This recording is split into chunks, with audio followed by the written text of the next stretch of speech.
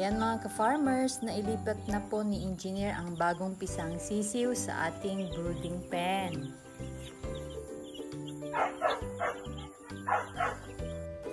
Mga ka-farmers, so for today's video, maglinis po tayo ng ating incubator.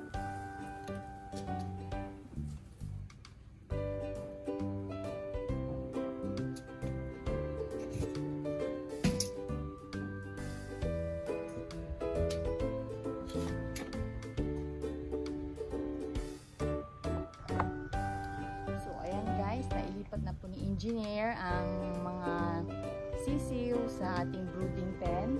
Yan po yung ating brooding pen. So, nandyan po yung 4th batch at saka yung 5th batch natin.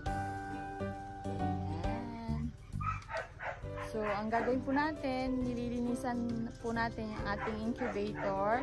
So, na-turn off na po natin siya. At saka, ito po na nalilinisan ko na yung hatcher natin na isa. And yung ating tray ng tubig. So, nasabon ko na yan. So, may isa pang hatcher na kailangan sabunin and then disinfect. So, paano po ba mag-prepare ng disinfecting solution? May dalawang klase ng solution. So, kailangan po nating piliin ang tamang solution kung alin po ang target nating bacteria at virus na kailangan patayin. Ito naman po yung charts kung paano i-prepare ang solution. Pwede po kayong gumamit ng Zonrox o kaya Clorox. Sa isang galong tubig, gumamit po kayo ng 1/3 cup ng bleach, either Zonrox or Clorox. Ayan mga ka-farmers, meron na po tayong bleaching solution. So, ready na po tayo para linisan ang ating incubator. So, marami pong mga natirang mga eggshells at saka mga balahibo ng ating mga manok.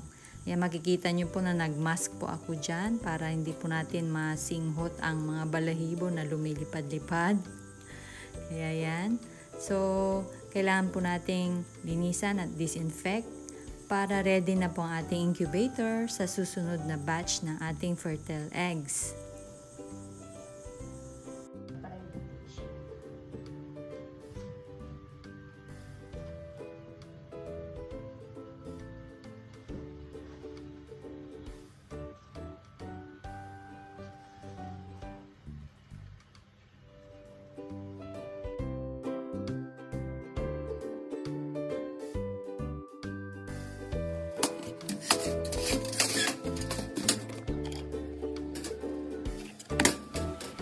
Ayan mga ka-farmers, so ready na po ang ating incubator para sa 6th batch.